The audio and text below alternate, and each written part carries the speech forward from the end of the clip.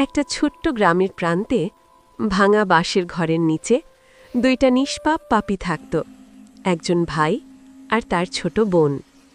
প্রতিদিন দুজন মিলে কাজ করত, খড় কুড়াত, বাঁশ জোগাড় করত, ভাবত আজ একটু ভালো থাকবে। কিন্তু সেই দিনটা ছিল ভয়ঙ্কর। হঠাৎ আকাশ কালো হয়ে গেল, ঝড় উঠল, আর মুহূর্তেই ভেঙে পড়ল তাদের বাঁশের ঘর। ভাইটা বেঁচে গেল, কিন্তু ছোট বোনটা ব্যথায় চিৎকার করে উঠল, তার পা ভেঙে গেছে। ভাইটা বোনকে কোলে তুলে নিল, চোখে জল, বুক ভরা ভয়। তবু সে জানত এখন কাঁদলে চলবে না।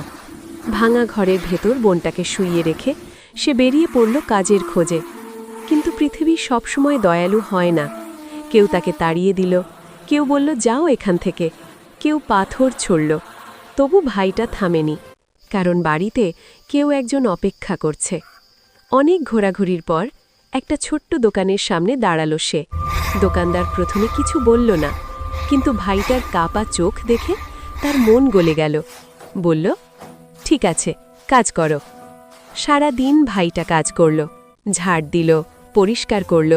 শরীর ক্লান্ত, কিন্তু মন শক্ত।